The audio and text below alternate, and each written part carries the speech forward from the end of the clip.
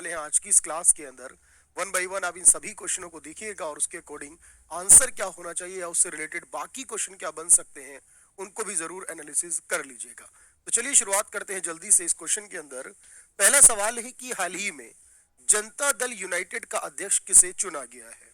आप जानते हैं कि जनता दल यूनाइटेड एक पार्टी है जो कि 2003 में अस्तित्व में आई थी। उससे पहले ये डिफरेंट डिफरेंट पार्टीज हुआ करती थी जिन्होंने मर्जर करके 2003 में जनता दल यूनाइटेड को बनाया और इसके अध्यक्ष ललन सिंह अब तक हुआ करते थे, लेकिन ललन सिंह के इस्तीफा देने के बाद ये कुर्सी नीतीश कुमार जी को मिली जो इस समय बिहार के मुख्यमंत्री भी हैं और इस पार्टी के अध्यक्ष भी हैं।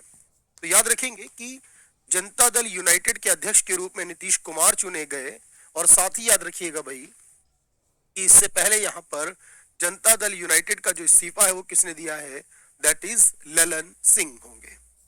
अगले क्वेश्चन पर आते हैं। नेक्स्ट पॉइंट कहता है किस राज्य से अयोध्या के लिए सोने का धनुष और बाण भेजा गया है। एक्चुअली जो धनुष और बाण भेजा गया है बिहार के महावीर ट्रस्ट टेम्पल की तरफ से भेजा गया है। जानते हैं कि महावीर टेम्पल जो ट्रस्ट है ये पटना में स्थित है और आप जानते हैं बिहार का मिथिला रीजन और उत्तर प्रदेश के अयोध्या के बीच में गहरा कनेक्शन है और इसी कनेक्शन की याद में हमेशा के लिए एक धनुष और एक बाण भेज दिया गया है बिहार की ओर से। कहां पर, अयोध्या के राम मंदिर के लिए। तो याद रखेंगे कि बिहार और यहाँ पर स्पेसिफिकली जो पटना में जो महावीर टेम्पल ट्रस्ट है उसकी ओर से भेजा गया है। पॉइंट याद रहेगा आपको बिल्कुल यहाँ पर। चलिए अगले क्वेश्चन पर आते हैं। Centre for research on energy and clean air CREA की रिपोर्ट के अनुसार 2023 में भारत के सबसे प्रदूषित शहरों की सूची में कौन सा शीर्ष पर है।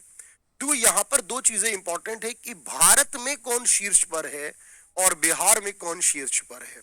जो भारत है उसके अंदर हम बात करें तो मेघालय के अंदर आने वाला एक बर्नीहाट नाम का एक शहर है जो बेसिकली वो नंबर 1 पर है, लेकिन बिहार की बात जब मैं करूंगा तो यहाँ पर बेगूसराय हो जाएगा बिहार का, जो कि ओवरऑल रैंकिंग में सेकंड पर आता है। तो इसलिए याद रखेंगे अगर ये सवाल में बिहार की ओर से पूछा गया होता तो यहाँ बेगूसराय हो जाता, जो कि आप जानते हैं इंडस्ट्रियल सिटी कहलाती है बिहार की और यहाँ के अंदर बरौनी में आप जानते हैं रिफाइनरी भी बनी हुई है। लेकिन अगर क्योंकि भारत के लिए पूछा है तो जवाब होगा बर्नीहाट जो कि मेघालय में आता है। तीसरे नंबर पर जो है वो ग्रेटर नोएडा है उत्तर प्रदेश का। अगला क्वेश्चन क्या है देखते हैं।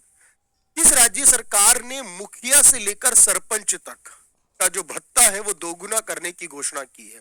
क्योंकि यहाँ पर हम बात कर रहे हैं बिहार राज्य स्पेशल के बारे में, तो याद रखिएगा हाल ही में बिहार राज्य सरकार ने मुखिया और से लेकर सरपंच तक सभी के जो प्रावधान है, जो अलाउंसेस है, भत्ते का प्रावधान, उसको कितना करने का निर्णय लिया। इस प्रकार से सवाल पूछ सकता है तो दोगुना करने का निर्णय लिया है सरकार ने, बिहार की सरकार ने।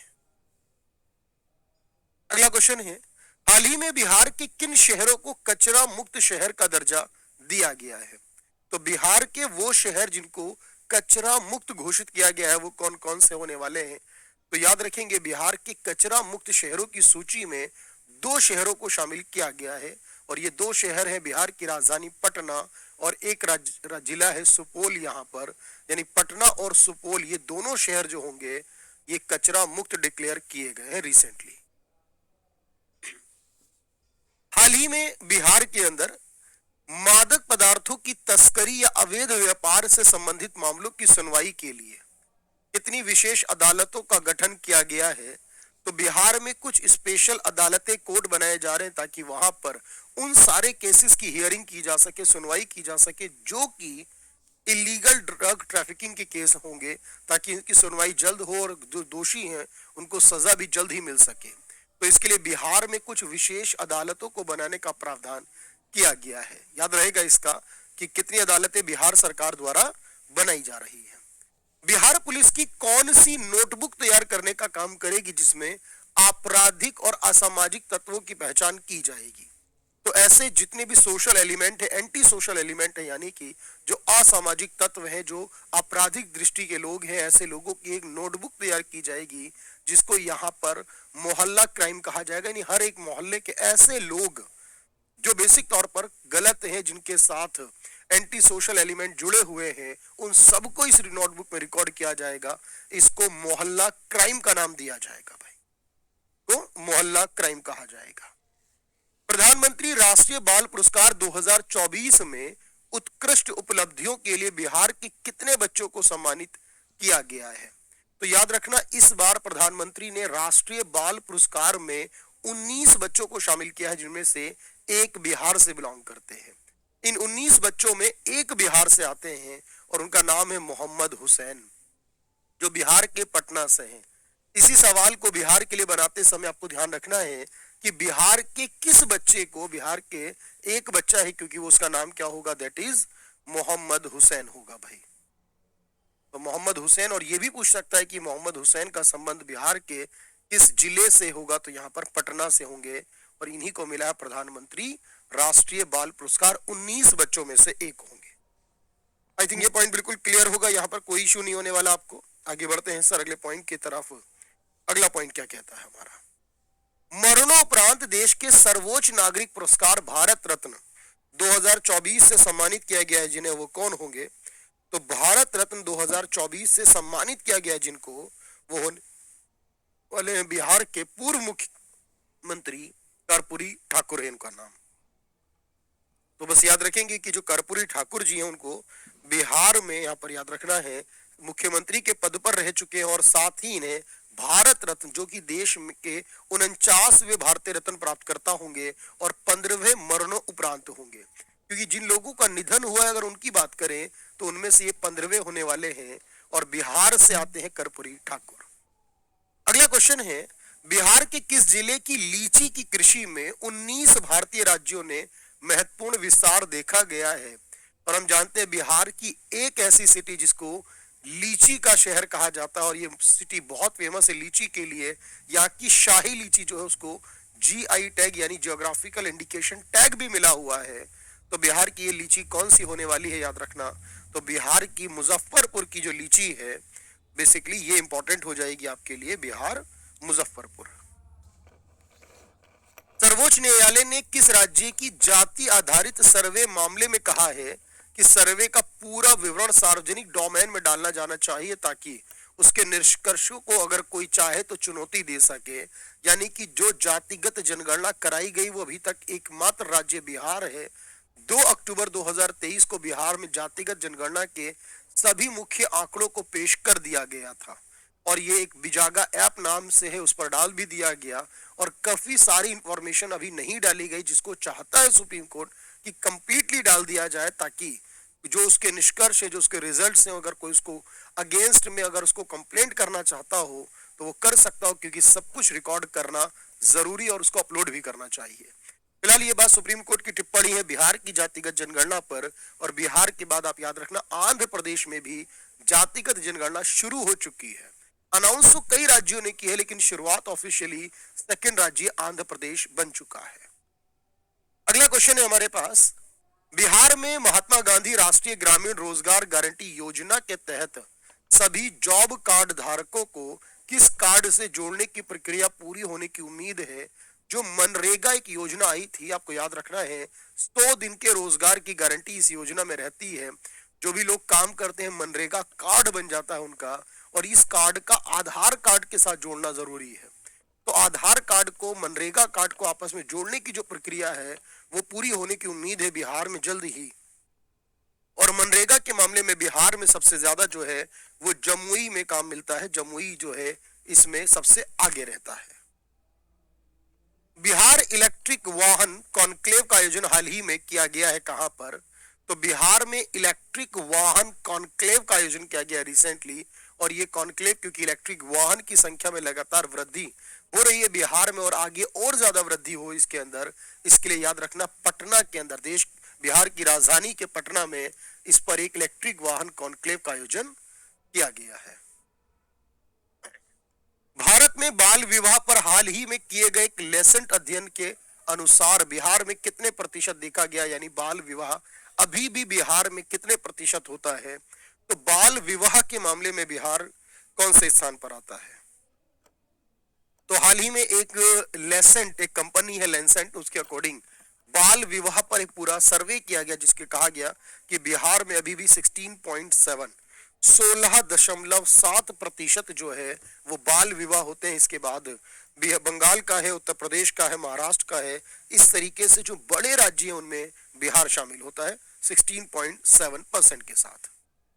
बिहार सरकार ने वायु प्रदूषण के स्रोतों की पहचान करने के लिए किस जिले में real time sources apportionment study करने का निर्णय लिया है? यानी कि बिहार में कहां पर ये देखा जाएगा कि जब हम पॉल्यूशन को, स्पेशली एयर पॉल्यूशन को, जो वायु प्रदूषण है उसको मापते हैं, आपने देखा होगा PM 2.0, PM 10, इस तरीके के अलग अलग जो पार्टिकल्स हैं हमारे, उनको यूज करके हम क्वालिटी निकालते हैं अपने एनवायरनमेंट की और एयर पॉल्यूशन को देखते हैं। और उसके लिए स्पेशली स्टडी सेंटर आप कह सकते हैं बनेंगे यहाँ पर, जो रियल टाइम के में सोर्सेज को कलेक्ट करेंगे, जिसमें एक मुजफ्फरपुर में और एक गया में होंगे। गया और मुजफ्फरपुर में होगा भाई यहाँ पर real time sources apportionment study centre. Bihar सरकार ने स्वरोजगार के अवसर उत्पन्न करने के लिए 9.4 मिलियन से अधिक गरीब परिवारों में प्रत्येक परिवार को कितनी रुपए की वित्तीय सहायता प्रदान करने की योजना बनाई है? तो बिहार सरकार स्वरोजगार को बढ़ावा देने के लिए बिहार के गरीब परिवारों को यहाँ पर 2 लाख रुपए की सहायता राशि देने वाली है। और ये 2 लाख रुपए की सहायता राशि लगभग अब तक 9.4 मिलियंस जो लोग हैं उनको दी जा रही है। तो ये बहुत बड़ा अमाउंट है, 94 लाख आप इसे कह सकते हैं। 9.4 मिलियन का मतलब 94 लाख लोगों को दी जा रही है, ताकि वो अपने छोटे छोटे बिजनेस जो हैं इनकी शुरुआत कर सके और अपनी गरीबी को दूर कर सके। स्पेसिफिकली वो लोग जिनकी जो आमदनी है, जिनकी इनकम जो है वो महीने की 6,000 रुपए से भी कम है, ऐसे लोगों को वित्तीय सहायता बिहार सरकार दे रही। कितनी? 6,000 रुपए महीने से भी कम जिनकी इनकम होती है उनको यहाँ पर सहायता दी जाएगी। खेलो इंडिया यूथ गेम्स के ट्रैक साइकिलिंग प्रतियोगिता में बिहार के किस खिलाड़ी ने पदक जीत लिया है? खेलो इंडिया यूथ गेम्स 2024 जो है ये तमिलनाडु में हो रहे हैं इस समय, और इसके अंदर बिहार के प्रहलाद कुमार है जो उन्होंने यहाँ पर मेडल जीत लिया है, पदक जीत लिया बिहार के प्रहलाद कुमार ने। तो ऐसे आपको याद रखना होगा कि प्रहलाद कुमार जो कि बिहार से आते हैं, उन्होंने यहाँ पर खिलाड़ी ने सिल्वर मेडल जीत लिया है। कौन सा? रजत पदक जीत लिया है। गणतंत्र दिवस पर पटना के गांधी मैदान में कितनी झांकियों का प्रदर्शन किया गया अब की बार? तो पटना के अंदर गांधी मैदान में जो रिपब्लिक डे का सेलिब्रेशन हुआ, उस रिपब्लिक डे सेलिब्रेशन के अंदर 14 टैब्ल्यूज यानी 14 झांकी जो है बिहार में उनका प्रदर्शन किया गया था। बिहार की कितने विभूतियों को भी पद्म सम्मान से सम्मानित किया जा रहा है 2024 के अंदर? इस बार कुल मिलाकर 132 लोगों को सम्मानित किया गया है भारत सरकार द्वारा पद्म भूषण, पद्म विभूषण और पद्म श्री के तहत। लेकिन बिहार से आने वालों की संख्या पर बात करें अगर, तो ये संख्या में एक है जिनको बिहार में पद्म भूषण मिला है, एक है जिनको पद्म विभूषण मिला है, और उसके अलावा 5 ऐसे हैं जिनको पद्म श्री से सम्मानित किया गया है। यानी कुल मिलाकर आप कहेंगे कि बिहार के 7 लोगों को सम्मानित किया गया। लेकिन यहाँ पर एक चीज याद रखनी होगी कि जिनको सम्मानित किया गया है उनमें एक कैटेगरी ऐसी है जिसमें कि आपको दोनों नाम एक साथ नजर आएंगे, यानी कि 2 लोगों को एक साथ दिया गया। इसलिए यहाँ पर जो संख्या होनी चाहिए वो 6 होनी चाहिए, 7 नहीं होनी चाहिए, क्योंकि जब कभी किसी को एक साथ जॉइंटली मिलता है तो उसको हमेशा एक गिना जाता है। इसलिए इसको ध्यान में रखिएगा भाई। इस बार जिन लोगों को भारत रत्न मिला है और उसके अलावा पद्म पुरस्कार मिले हैं उसमें बिहार की ओर से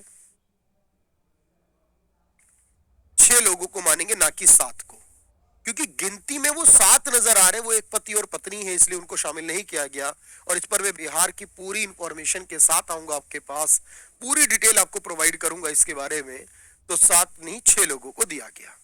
बिहार के कितने पुलिसकर्मियों को police medal for gallantry award से सम्मानित किया गया है? याद रखना, तो यहाँ पर police medal for gallantry award से सम्मानित किया गया है जो बिहार के अंदर, वो कितने लोगों को किया गया है?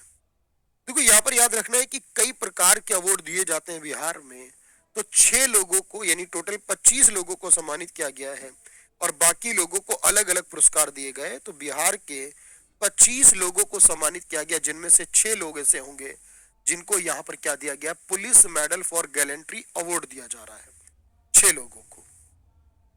इस योजना के तहत बिहार के पर्यटन स्थल का विकास किया जाएगा। बिहार में जितने भी पर्यटन स्थल है, टूरिज्म प्लेसेस हैं, उन सबको डेवलप किया जाएगा बिहार में। और ये सभी डेवलपमेंट जो होगा बिहार के अंदर स्वदेश दर्शन योजना के तहत किया जाएगा। स्वदेश दर्शन योजना के तहत बिहार में टूरिज्म को बढ़ावा दिया जाएगा। नीतीश कुमार ने कितनी बार बिहार के मुख्यमंत्री पद की शपथ ली है, याद रखना, या कौन सी बार बिहार के मुख्यमंत्री पद की शपथ ली है? बिहार के पटना के राजभवन के अंदर नौवीं बार बिहार के मुख्यमंत्री पद की शपथ ली नीतीश कुमार ने। साथ ही विजय कुमार सिन्हा और सम्राट चौधरी ने उप मुख्यमंत्री पद की शपथ ली है। गवर्नर राजेंद्र अरलेकर ने पहले इस्तीफे को स्वीकार किया नीतीश जी के, उसके बाद नए सरकार के लिए नए सीएम के पद पर फिर से उनको शपथ दिलाई है। तो ये लगातार आपको याद रखना है कि यहाँ पर नीतीश कुमार जी ने बिहार के मुख्यमंत्री पद के लिए 9वीं बार शपथ ली है। भारत के चुनाव आयोग के नेशनल आइकन के पद से स्वेच्छा से इस्तीफा दे दिया है बिहार के एक व्यक्ति ने। वो कौन होंगे? तो भारत के चुनाव आयोग के नेशनल आइकन के पद से स्वेच्छा से इस्तीफा देने वाले व्यक्ति हैं पंकज त्रिपाठी हैं। तो याद रखेंगे, पंकज त्रिपाठी ने इस पद से स्वेच्छा से इस्तीफा दे दिया है। 25वें भारतीय रंग महोत्सव का ब्रांड एम्बेसडर किसे नियुक्त किया गया है? तो भारत रंग महोत्सव जो बिहार है, जो कि देश की राजधानी नई दिल्ली में होगा, और इसके ब्रांड एम्बेसडर के तौर पर बिहार से बिलोंग करने वाले पंकज त्रिपाठी को ही इसका अध्यक्ष, इसका ब्रांड एम्बेसडर बनाया गया है। तो एक तरफ से पंकज त्रिपाठी ने रिजाइन भी किया है, छोड़ भी दिया, और दूसरी तरफ उन्होंने भारत रंग महोत्सव जो कि दिल्ली में आयोजित होगा, नेशनल स्कूल ऑफ ड्रामा में आयोजित होगा, उसके एम्बेसडर भी बने हैं पंकज त्रिपाठी। शीर्ष अदालत में बिहार के लिए पहले एएजी यानी बिहार के जो एक पोस्ट रहती है एएजी के रूप में उसको नियुक्त किया गया है। और इस पोस्ट पर जो नाम होने वाले वो कौन होंगे, याद रखना। तो एएजी का मतलब क्या होने वाला है यहाँ पर? तो ये एक एडिशनल होने वाले हैं, अतिरिक्त होने वाले हैं, एडिशनल एडवोकेट जनरल होने वाले हैं। इनका नाम है अभिनव मुखर्जी। अभिनव मुखर्जी होने वाले हैं भारत में एडिशनल एडवोकेट जनरल के रूप में।